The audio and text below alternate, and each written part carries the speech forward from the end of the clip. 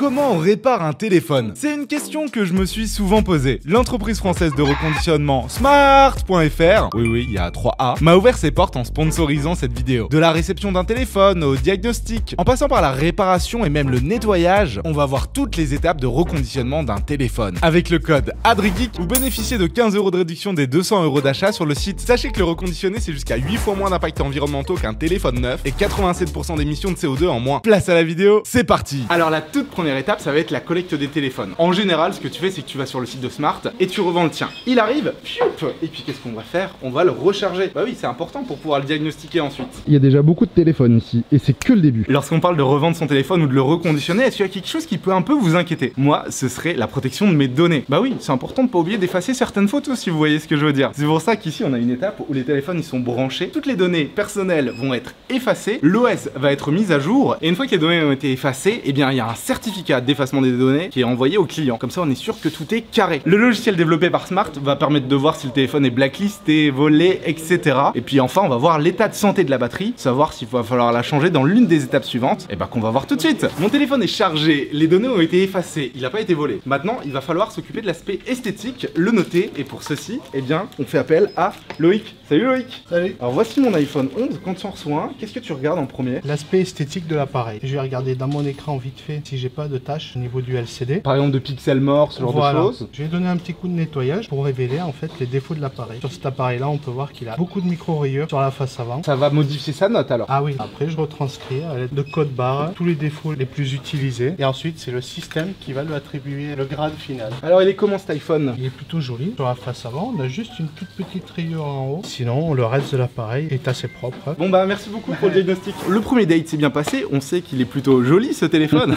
Maintenant on va voir s'il fonctionne bien. Et pour ce faire, je suis avec Miguel. Je te laisse mon iPhone, qu'est-ce que tu vas faire avec? Je vais le tester. Pour pouvoir le tester, on a mis au point une application. C'est l'entreprise qui l'a développée. Donc l'application elle a déjà été téléchargée tout à l'heure à la première étape. L'application elle teste déjà certains points toute seule. Tout ce qui est capteur, donc du style des trucs magnétomètre, GPS, plein de choses comme ça. Et toi t'es en complément sur des choses qu'elle peut pas tester. C'est exactement ça. Moi je vais faire qui nécessite une opération. Donc en fait là sur le téléphone t'as une liste de choses à checker. Parmi les points à tester, il y a le Face ID. Ça fonctionne, je fais mon petit test. Miguel, je pense que tu peux dire qu'il fonctionne. En général, t'as combien de choses à contrôler par exemple sur un iPhone 11? L'opérateur, il en a une vingtaine. Sans compter celles qui sont faites par le logiciel. Quand tout est pour tout, il y en a 58. On peut voir déjà que la batterie elle est en panne. Jusqu'à 8.5, on peut voir qu'on met une batterie en panne. Et entre 8.5 et 8.69, on vient faire un test complémentaire et on s'assure qu'elle est supérieure ou égale à 87%.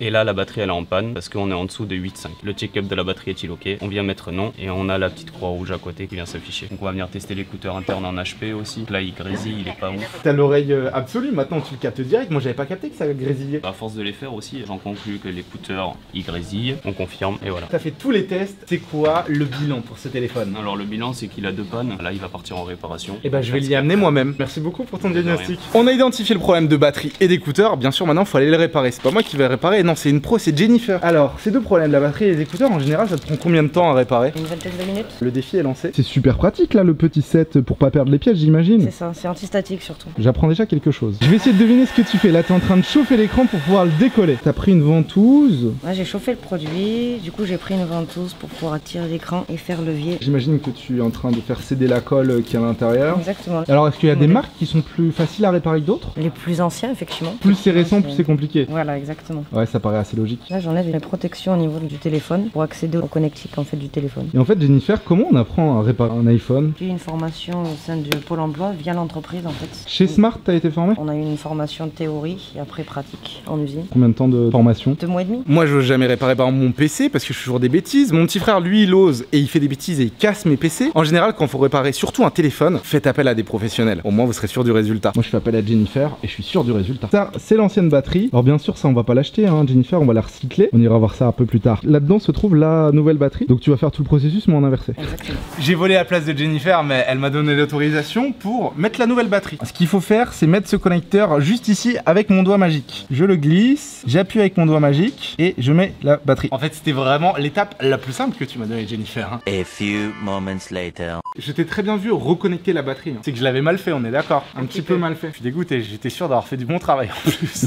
J'ai eu un connecteur à mettre, j'ai pas réussi. Quand on vous disait pas le faire vous-même, regardez la taille des vis, elles sont minuscules. Réparation des écouteurs maintenant, j'ai hâte de voir ce que tu vas faire. On va déjà procéder à un nettoyage parce qu'on voit qu'il est bien sale effectivement à ce niveau-là. Et l'écouteur se trouve derrière l'écran. Ça c'est la grille, normalement on voit à travers, là on voit pas vraiment à travers, donc c'est qu'il y a de la saleté. Et c'est peut-être pour ça que ça grésille. Et la grille, tu la nettoies comment? Chez moi, je l'aurais fait avec une brosse à dents personnellement. C'est ça. Non, tu rigoles, la brosse à dents ça m'a tué. Je m'attendais que t'aies une petite brosse, t'as que des outils stylés. Mais comme quoi, des fois, hein, c'est dans les vieilles marmites qu'on fait les meilleures soupes. Je sais pas si cette expression va bien à la situation, mais je me comprends. Et maintenant on peut voir à travers la grille ici. Ça va peut-être plus grésiller, va falloir refaire un test j'imagine. Exactement. Devoir remettre les toutes petites vis, il faut vraiment le coup de main. Et le coup de main tu l'as. Hein. Arrive la pose du nouveau joint, et ça, je trouve que c'est l'étape qui me fait le plus te stresser. Ça me passionne, je pourrais te regarder toute la journée. C'est moi qui ferme les 2 dernières vis. J'ai le boulot le plus facile. Et voilà, un téléphone réparé, top là. Voilà. Et maintenant, on va aller le nettoyer. En fait, il nous reste l'ancienne batterie. Et ben, on va aller la recycler juste après. Je suis avec Philippe qui s'occupe de la réparation et du grading. J'ai été surpris tout à l'heure quand Jennifer elle utilisait la brosse à dents. Et là, je fais comme ça. D'ailleurs, Adri, ils m'ont dit là-bas, faut que tu fasses celui-là après. Ça, c'est le tien. J'en étais sûr. Je suis sûr, j'ai pas le bon geste. Toi, tu le fais comment? Ouais, c'est plus rapide quoi. Et ça, c'est le meilleur moment. On fait la version Adrien. Je vais sûrement me planter. Et après, toi, tu vas nous montrer comment tu le fais. Ma méthode, c'est tout doucement. C'est pas mal. Je crois que j'ai pas le côté collant en fait. Ah mais non, mais j'ai déjà des bulles. C'est grave s'il y a des bulles? Non. Ouah, c'est pas ouf hein. J'ai galéré. Pour reprendre un nouveau adhésif, toi tu nous montres comment tu le mets en 1 seconde. Vous allez voir comment c'est le boss.